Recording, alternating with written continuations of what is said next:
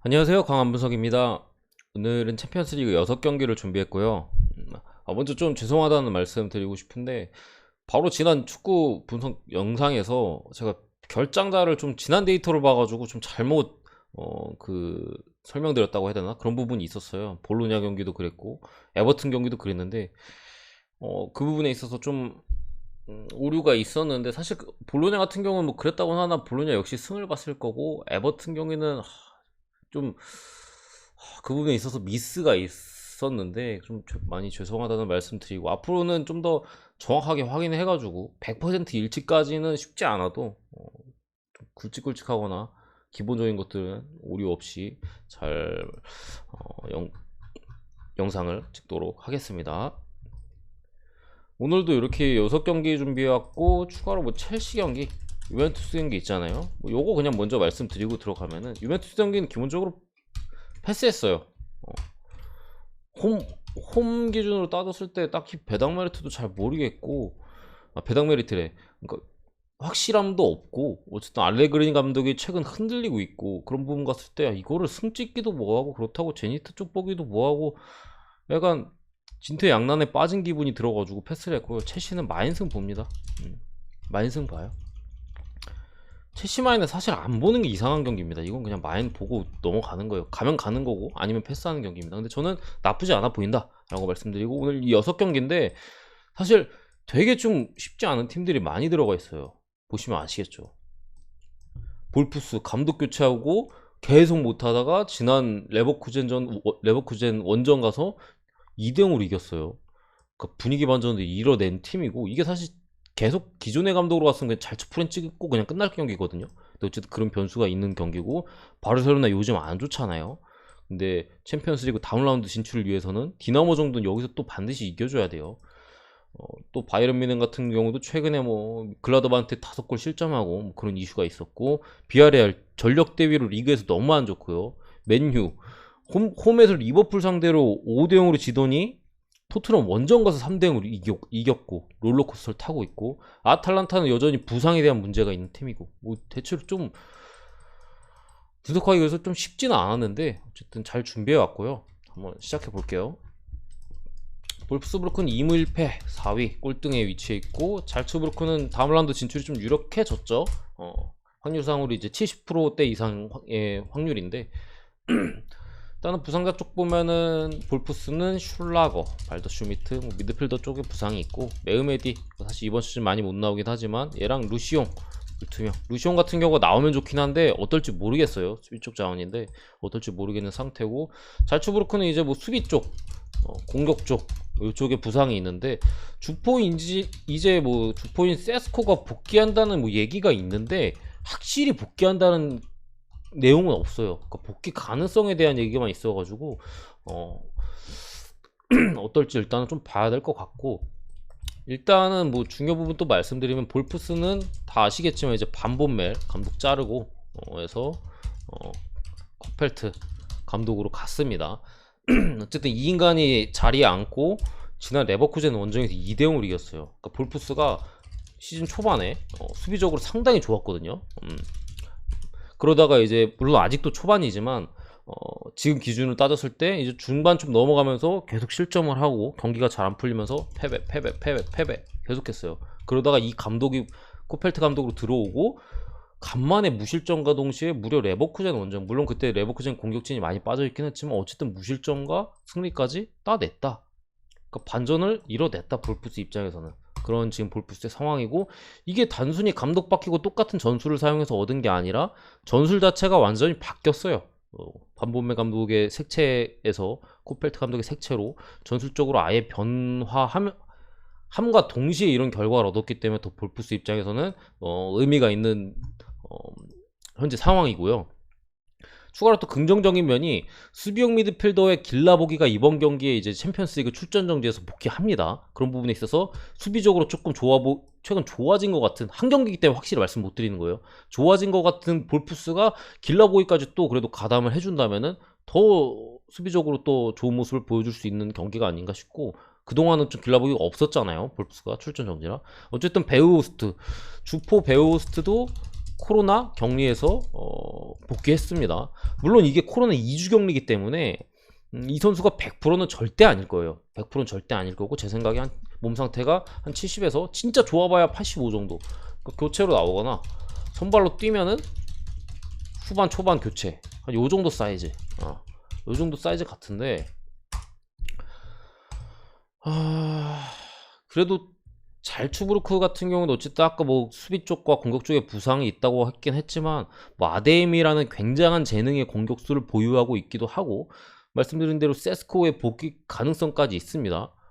경기력 자체도 이 팀 같은 경우는 챔스는 좀 홈발이 좀 심한 편인데, 원래 잘츠 같은 경우는 홈과 원정을 좀 가리지 않고 좀 꾸준한 경기력을 보여주고 있다는 점도 좀 무섭고. 근데 어쨌든 간에 저는 이 경기를 또 상당히 어떻게 분석하든 그럴싸해요. 이 경기는 찰츠가 잘하고 있고, 이거 진출 유력하다, 볼프스 요즘 안 좋고 감독 교체 첫 경기가 아니냐, 모른다, 이거 찰츠 프렌이다 라고 봐도 되는 거고, 볼프스 감독 교체하고 아예 다른 팀 됐다, 찰츠 부상자도 좀 있고 볼프스 쪽 보는 게 맞다 라고 해도 전혀 이상하지 않아요, 분석상으로. 저도 이 경기 상당히 좀 그래가지고 어떻게 봐야 되나 싶었는데, 어쨌든 간에 제가 본 쪽은 무승부입니다. 무승부야. 어쨌든 무승부기 때문에 잘츠 그렇고 프렌 쪽이고 언더 쪽인데, 저는 왜 무승부를 봤냐면은, 어쨌든 볼프스가 감독 바뀌고 올라온 건 사실입니다. 이게 뭐 레버쿠젠 원정에서 뭐 비기거나 2대1도 아니고 2대0이에요. 무려 2대0. 거기에 뭐 수비적인 지표도 상당히 좋았고, 은메차도 베우스트 없는 가운데 꾸준히 득점하고 있고, 선수 같은 경우에도 길라보기가 이제 챔스 복귀하고, 베우스트도 출전 가능하고, 그러니까 확실히 좀 지난 볼프스보다는 확실히 좋아진 볼프스고, 잘츠부르크가 어쨌든 부상이 있잖아요. 그런 상황에서 이 경기에 있어서 무승부가 양 팀한테 두 팀 다 만족을 못할 상황이라고 봤을 때, 볼프스 입장에서 아쉬울 수 있죠. 무승부를 하게 되면 이제는 좀 챔피언스리그 다음 라운드 진출보다는 3위 자리, 유로파로 가는 자리를 노려야 되는 상황이니까 무승부를 하면 아쉬울 수 있지만, 잘츠 입장에서는 아쉽지가 않아요. 왜냐, 이거 무승부 캐잖아요. 무승부 캐고 세비야 대 릴이거든요, 같은 조가. 이거 세비야가 이기겠죠? 여전히 1위에요. 여전히 1위. 그리고 3위, 4위 팀이 떨어져 나가잖아요. 그럼 결국 이 두 팀이 올라가는 그림, 잘츠 입장에서 결코 무승부가 나쁜 결과가 아니다. 결국 볼프스가 수비적인 그 문제를 해결했다고 봤을 때, 어쨌든 주도권은 저는 그래도 잘츠 쪽에 좀 있다고 보거든요. 근데 잘츠가 무승부를 원하면은 주도권을 가지고 있으니까 볼프스가 원하는 것보다는 좀 더 쉬운 결과를 얻을 수 있을 것 같고, 볼프스가 그래도 아직까지는 좀 두고 봐야 된다고 저는 생각하기 때문에 무승부 가능성을 좀 높게 봤습니다. 그래서 사실 저는 이게 오히려 무승부고 프렌이지만, 저는 요렇게 좀 더 보긴 해요, 배당 대비로 봤을 때는. 그리고 언더 같은 경우에는 좋아 보이진 않습니다, 솔직히. 어쨌든 볼프스 베우스트가 복귀했고, 요즘 그래도 베우스트가 없는 가운데 은메차가 또 잘해주고 있었잖아요. 잘츠 같은 경우도 아데엠이 아까 말씀드렸죠, 굉장한 재능의 어린 공격수를 보유하고 있기 때문에, 이게 뭐 2대1이나 2대2나 나와도 이상한 경기는 아니다. 근데 어쨌든 볼프스의 수비적인 흐름과 뭐 여러 가지를 고려했을 때 언더 쪽을 보는 게 그래도 배당적인 메리트는 좀 있지 않을까 싶은데, 저는 안 갈 것 같아요. 네, 여기까지입니다.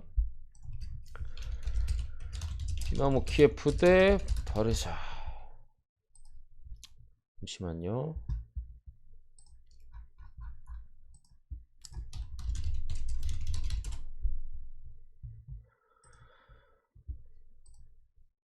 왜 이래.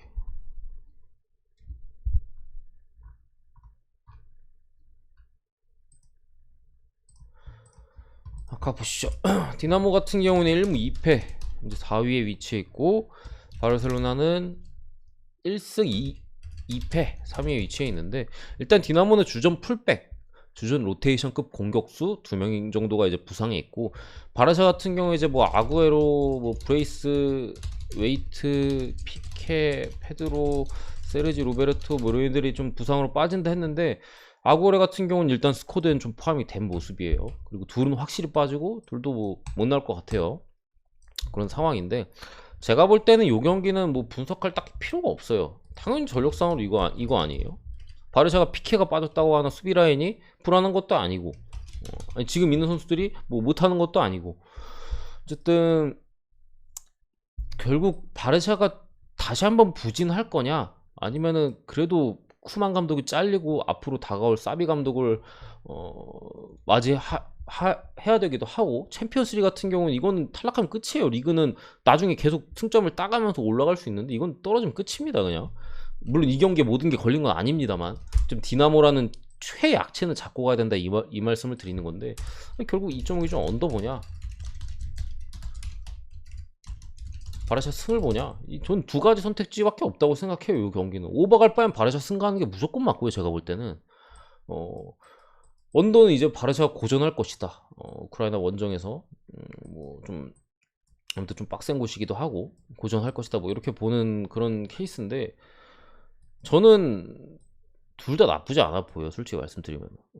바르샤가 지금의 바르샤가 아무리 물론 뭐 안수파티나 이런 애들이 이제 돌아왔고 그런 부분에 있어서도 공격적으로 또 좋은 모습을 보여줄 수도 있는 거지만, 원정 경기고 뭐 3골 막 4골 넣으면서 학살할 경기는 아니라고 생각을 하고요. 결국에 디나모 키예프가 바르샤 상대로 홈 경기이긴 하지만 득점하기 힘들다는 부분 감안했을 때 바르샤 1대0 내지 2대0, 그래서 핸디는 모르겠어요. 승리가 보여서 저는 솔직히 바르샤 승적을 조금 더 보긴 해요. 요런 느낌. 결국 두 가지 선택지밖에 없어 보이는데, 제가 볼 때 바르샤 승이 좀 나아 보인다. 언더가 그리고 좀 고배당이기도 하잖아요. 그런 불안감도 있는 거고, 괜히 배당 높으면 불안하잖아요. 그런 부분도 좀 있고, 이렇게 보고요. 바이런 미넨데 벤피카, 이거는 결국 핸디를 건드려야 되는, 핸디나 언업을 건드려야 되는 건데, 사실 핸디는 동전 던지기예요. 이거 이마인인데 이거 어떻게 알아요? 상대가 아예 말매 같은, 아까 첼시 상대의 말매 같으면 그냥 마인 찍는 거죠, 당연히. 근데 벤피카 정도 되면 이거 해무 뜰지 마인 뜰지는 진짜 하늘에 달려 있는 거예요. 분석적으로 전혀 예측이 힘들다. 그냥 그 분석을 그냥 한쪽을 보기 위해서 그럴싸한 말들을 그냥 덧붙이는 거지, 이걸로 뭐 핸디를 뭐 어떻게 본다 할 수 없어요. 근데 저는 일단은 햄무 쪽을 봤습니다. 햄무 쪽. 그리고 3.5이 좀 오버를 봤는데, 일단은 뭐 루카스 에르난데스나 레온 고레츠카가 바이런 미넨 쪽에 빠지고요. 벤피카는 이제 공격 쪽에 장기 부상자나 뭐 지난 시즌 주포였던 선수도 부상, 뭐 로테이션급 미드필더 한돌이 부상이고 서브 수비 자원까지 이제 부상이 좀 있는데, 물론 벤피카는 뭐 라파, 야렘 축구 같은 좋은 공격진들이 여전히 남아 있긴 합니다. 제가 일단 오바보는 이유는 바이에른 뮌헨 실점 가능성을 좀 많이 열어두고 있어요. 최근 경기에서 글라드바흐, 유니온 베를린 상대로 5골, 2골 허용하면서 이제 좀 아무래도 고레츠카가 좀 빠지기도 했고, 진짜 이제는 슬슬 제가 항상 바이에른 뮌헨 좀 이런 빡빡한 경기일 때마다 말씀드리는데, 삼선에서의 수비에 대한 과부하가 오다 보면 수비에 대한 집중력이라고 해야 되나? 어쨌든 수비적인 그런 지표들이 떨어지거든요. 그런 과정에서 미넨이 실점이 나오는 경우가 많고, 그런 경기들이 최근에서야 좀 두드러지게 드러나고 있다. 그전 경기들에서는 그렇게까지 문제가 안 됐었는데, 그런 부분을 좀 그래도 주요하게 봤고요. 어쨌든 벤피카가 지금 2위예요. 이 때문에 이 경기 바이에른 뮌헨 원정이라고 포기 안 합니다. 물론 초반에 수비적으로 가다가 실점하게 되면 뭐 확 무너질 가능성은 분명히 있긴 하지만, 어쨌든 간에 충분히 이제 계속 승점을 따기 위해서 노력을 할 만한 경기고, 그리고 미넨 특성상 원래 학살 경기가 보통 나오니까 수비 쪽에 힘 좀 빼면서 이제 한 3골 넣어놓고 1골 정도 주는 경기가 많아요. 그루이트 피르트한테도 미넨이 실점을 했었고 뭐 그런 사이즈인데, 어쨌든 그런 부분도 있고, 그리고 바이에른 뮌헨이 지금 챔피언스리그 3경기 연속 무실점이거든요. 저는 4경기 연속 무실점 안 봅니다. 제가 바이에른 뮌헨 챔피언스리그 조별리그에서 4경기 연속 무실점을 본 기억이 없어요. 축구를 보는 동안. 적어도 한 번쯤은 그런 기록이 있었으면 기억이 날 법도 한데, 물론 제가 찾아보진 않았습니다. 근데 전혀 기억이 안 나요. 바이에른 뮌헨은 항상 3대1, 뭐 원정에서도 좀 힘 빼고 하다가 2대1, 홈에서 뭐 5대1, 이런 사이즈가 많았지 4경기 연속 무실점은 바이에른 뮌헨 할 것 같지 않다. 결국 이거 벤피카 한 골 좀 넣어줄 가능성이 최근 경기에서나 여러 가지 면에서 좀 보이는데, 뮌헨이 당연히 질 사이즈는 아니고 2대1이든 뭐 이길 거 아니에요. 2대1만 아니면 된다. 오바 본 겁니다. 그래서 3대1을 저는 보고 햄무까지 본 거고요. 넘어갈게요. 저런 경기는 사실 언어바는 물론 제 분석 자체가 그런 거지만, 햄무냐 헨승이냐는 초반에 말씀드렸다시피 그냥 자기가 가고 싶은 거 가면 됩니다. BRL 3위 영보이스가 지금 꼴등인데 잠시만, 이거 영보이스 꼴등 맞아? 그죠, 꼴등이죠. 1승 2패로. 어쨌든 간에 BRL 같은 경우에 이제 핵심 공격수인 모레노나 뭐 수비 쪽에 포이스가 부상으로 빠져있고, 영보이스 같은 경우는 주전 중앙 수비 센터백, 주전 센터백 둘이 이제 불투명에 떠있고, 주전 센터백 불투명에 떠있고, 골키퍼가 부상입니다. 그러니까 이거는 근데 사실 가고 싶으신 분들이 이걸 가는 사람들은 그냥 이런 생각밖에 없을 거예요. 진짜 챔스에서의 BRL은 다르다, 이번엔 이긴다 라는 것과 난 이제 BRL은 못 간다, 두 가지 부류밖에 없을 거예요. 이걸 BRL 쪽에 어쨌든 보는 사람이나 그런 사람들을 따졌을 때는. 근데 저는 어쨌든 BRL 리그에서만큼은 삽을 푸고 있지만 챔스에서만큼은 괜찮은 경기들을 펼치고 있다는 점이 좀 걸리긴 해요. 그래서 이 경기는 사실 승패 핸디는 제가 한쪽을 보긴 했는데 배팅을 할 만한 사이즈는 아닌 것 같고요. 어쨌든 똥배를 받았잖아요. 저는 똥배 BRL 지금 똥배 칠 바에는 영보이스 프라임 봅니다. 물론 안 갑니다. 물론 안 가는데 일단 이렇게 보고, 아니 콤에서 카디스도 못 이기는 애들 어떻게 가요? 카디스도 못 이기는데 카디스도 못 이겨. 뭐 그냥 발렌시아한테도 그냥 2등으로 깨져. 이거 뭐 저는 앞으로 BRL 경기는 프렌 아니면 잘 안 건들 것 같고 당분간 좀 지켜볼 것 같고, 그나마 제가 좀 괜찮게 보는 건 언어바인데 오바 쪽 나쁘지 않아 보입니다. 영보이스 입장에서도 지금 BRL 기사면은 충분히 해볼 만한 경기로 볼 거고, 두 팀 다 이제 최근 경기에서 실점도 많고 득점도 꾸준히 하고 있다는 걸 봤을 때 뭐 오바 쪽을 보는 게 좋아 보여요. BRL도 어쨌든 이기려면 공격적으로 나가야 되는 부분이 있는 거고, 계속해서 그러다가 골을 먹고 있어요. 카디스한테 3골 먹었으면 저는 더 이상의 설명은 필요 없다고 생각하는데, 어쨌든 지난 맞대결에서는 영보이스가 시작하자마자 집중력 부족, 어제 레반테가 했던 거 비슷해요. 그러니까 진짜 그냥 두 골을 주고 시작했던 그런 건데, 어쨌든 영보이스도 두 골을 주고 먹고 시작을 했는데, 오늘 경기는 조금 선전하지 않을까 해서 프렌을 봤어요. 일단은 뭐 주력감이나 뭐 다른 뭐 괜찮은 라인은, 더 좋아 보이는 라인은 오바입니다. 나쁘지 않아 보여요, 저는 오바. 그리고 아탈란타 대 맨유 경기도 좀 분석적으로 좀 머리 아픈 경기인데, 여러 가지가 물리고 물려가지고 분석하는 사람들 입장에서는 좀 머리 아픈 경기예요. 근데 어쨌든 간에 맨유가 현재 1위에 위치해 있고, 아탈란타는 여전히 고젠스, 하테보어, 뭐 톨로이 수비 쪽에 부상자가 있고, 앞선 공격형 미드필더로 해야 되나? 아무튼 뭐 메짤라 자리, 뭐 그 자리 이제 페시나 부상이고요. 짐시티 그나마 얘가 명단에 포함이 됐어요. 짐시티가 수비 쪽에 계속 못 나오다가 명단에 포함이 됐는데, 맨유 같은 경우는 뭐 카바니가 좀 정면 부상이 있는 걸로 보이고, 마샬도 마찬가지고, 린델로프는 훈련 중 부상으로 이제 아웃된 것 같아요. 이 부분에 있어서 사실 바란 린델로프 라인이 지난 토트넘전에 상당히 안정적이었잖아요. 린델로프가 이제 맥과이어가 나온다. 맥과이어가 근데 최근 경기들에 있어서 실수가 많았고, 특히나 아탈란타가 전방 압박이 강한데, 그런 과정에서 지난 레스터전에 또 실수가 있었던 점에서 맨유가 불안하다. 근데 어쨌든 바란이 나올 때만큼 맨유 수비가 안 나올 때보다 훨씬 안정감이 있거든요. 이렇게 나왔으면 좀 좋았을 텐데 이게 하필 바뀌어버려가지고 변수가 좀 생겨버렸다라고 봅니다, 저는. 근데 설마 또 실수하겠어요? 몇 번을 했는데 그래도 이름값이 있지. 어쨌든 저는 그렇게 생각을 하고, 이 경기도 말씀드린 대로 쉽진 않아요. 리버풀 상대로 맨유가 홈에서 5대0으로 졌다가 토트넘 원정 가서 3대0으로 완벽한 승리를 따냈고, 거의 롤러코스터를 제대로 타고 있는 지금 맨유고, 아탈란타는 역시나 수비 쪽이 어떻게 나올지 모르겠는데 부상자가 있어가지고, 일단은 짐시티가 그래도 포함이 됐잖아요. 포함이 됐고, 가장 좋은 라인업이 만약에 나온다 하면은 팔로미노, 데미랄, 짐시티 거의 그냥 주전 라인업 이렇게 나오는 건데, 짐시티가 현재 명단에 들어가 있지만 폼이 어떨지 모르겠고, 만약 여기서 좀 변경이 된다면 뭐 데룬이 나오거나, 아니면 뭐 수비형 미드필더 데룬이 나오거나, 아니면 이제 좀 경험 없는 수비수 로바토 뭐 이런 애가 좀 나올 텐데, 뭐 확실하게 말씀드릴 수 있는 거는 양팀 다 수비 라인업 있잖아요. 아틀란타 3백, 맨유는 이제 4백 라인업 자체가, 물론 맨유가 이 경기 3백 쓸 수 있어요. 3백 쓸 수 있는데 어쨌든 그 라인업 자체가 지난 맨유 홈에서의 올드 트래포드에서의 맞대결에서보다는 둘 다 수비적인 전체적인 폼이 좋아졌다라고 보이고, 저는 이거 진짜 3.5 주면 언더 보는 게 맞는 것 같아요. 솔직히 2.5 주면은 저는 그래도 오버 볼 것 같은데, 힘겹게 오버를 볼 것 같은데 3.5 주면 언더 보는 게 맞는 것 같습니다.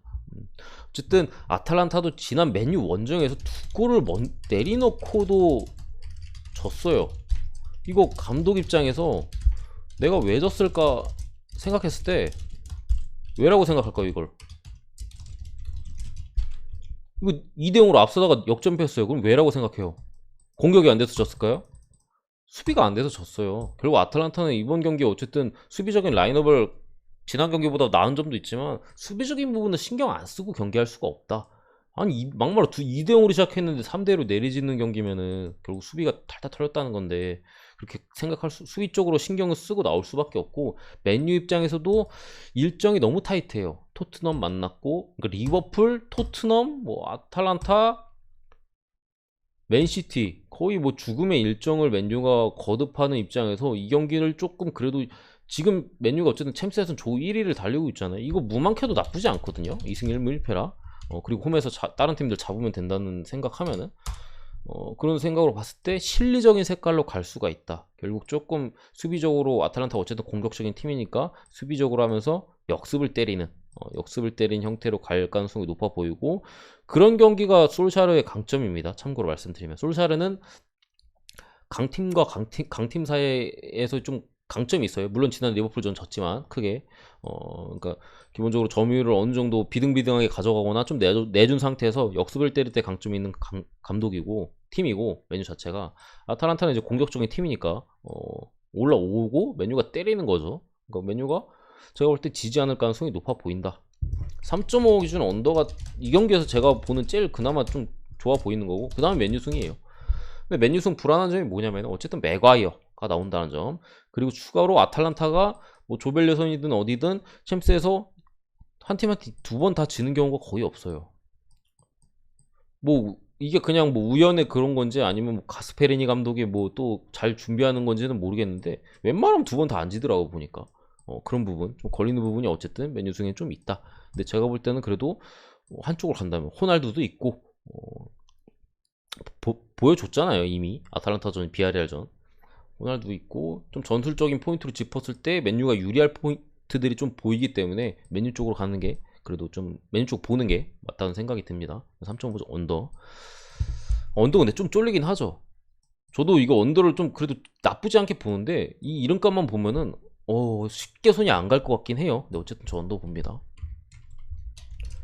세비야 대 릴, 이거는 사실 분석할 필요가 없어요. 세비야 승을 보거나 패스하는 경기입니다. 이거 세비야 승을 안 볼 이유가 없거든요. 세비야 지금 3무예요 3무로 2위고 릴이 2무 1패 3위인데 이거 어쨌든 다음 라운드 진출하려면 이겨야 되거든요. 이거 3경기 해봤자, 이거 3무 해봤자 1승이랑 똑같잖아요. 결국 다음 라운드 가려면 이겨야 되는 상황에서 지금 거의 유로파 쪽에 이제 경쟁을 할 걸로 보이는 릴 정도는 홈에서 잡아줘야 된다. 추가로 이제 엔네시리가 복귀했다. 엔네시리가 복귀했다는 점도 좀 그래도 세비한테 가산점을 줘야 되지 않나 싶고, 지난 경기 교체로 나왔어요. 그래서 복귀했고, 또 지난 오사수나전에도 어쨌든 승리를 거두고 돌아오는 거고, 분위기 자체도 크게 나쁘지 않다. 물론 세비야가 수비적인 지표면에서 한창 좋았을 때보다는 좀 떨어지긴 했어요. 실점은 많지 않은데 실점 기대값이라고 해야 되나? 실점 뭐라고 해야 돼? 아무튼 예상되는 실점값 있잖아요. 경기 종료의 뭐 데이터들, 박스표 막 이런 거 보면은 그런 것들이 많이 높아졌다. 그거 대비했을 땐 실점을 그래도 안 하고 있는 편이긴 하지만 저는 이 경기는 그래도 실점 가능성을 좀 열어둬야 된다고 생각을 해요. 물론 세비야 그냥 승을 찍으면 되는데 혹시나 언어바 쪽을 궁금해하실 분이 있을까봐 저는 오바 봅니다. 세비야가 저 한 골 정도 먹을 가능성 충분히 있다 생각해요. 2대1 스코어 봅니다. 2대1. 자, 여기까지고 제가 이거 말씀드렸나 모르겠네. 저 첼시 마인 봅니다. 이거 말씀드렸나 초반에? 영상 찍다 보면은 기억이 안 나네요. 어쨌든 첼시 마인 충분히 해줄 거라고 봅니다. 괜찮아 보여요. 그래서 오늘 경기는 결국에는 건드릴 경기들은 건드릴 라인은 다 정해져 있어요. 뭐 이렇게 가거나 아니면은 이거 찍거나, 아니 미넨 오바도 있네. 바르샤 승. 이 정도인가요? 저는 아마 이 안에서 골라가지 않을까 싶어요. 개인적으로는 첼시 마인 같은 경우는 그래도 좀 넣고 가고 싶은데 좀 그래도 고민을 좀 해봐야 될 것 같고, 다 나쁘진 않아 보입니다. 제 생각에 다 나쁘진 않아 보여요. 근데 어쨌든 간에 영상 초반에 말씀드렸는데 팀들 자체가 워낙 좀 최근 흐름 자체가 왔다리 갔다리 하고 이래가지고 그 분석적으로 정돈이 안 돼요. 애초에 할 때 팀이 꾸준하지가 않잖아요. 이런 팀들이 차라리 이렇게 해서 제가 이걸 좀 그래도 가져갈까 하는 이유가 꾸준하잖아요. 근데 들락날락 완전 마탱이 같고 좀 문제가 있고, 마탱이 같고 최근에 좀 정신 나간 짓 하고 있고, 이거 상대 팀도 들락날락 하고 있고, 그러니까 좀 뭔가 이렇게 확신을 가질 수 없는. 어쨌든 맨유도 5골 먹었다가 무실점하는 거 봐요. 이거를 어떻게 그런 거 하냐, 분석적으로 어떻게 볼 수 있냐 이런 건데, 아무튼간에 여기까지고요. 좋은 결과 있으셨으면 좋겠고, 내일도 챔스가 있죠. 오늘보다 더 잘 준비해서 오도록 하겠습니다. 감사합니다.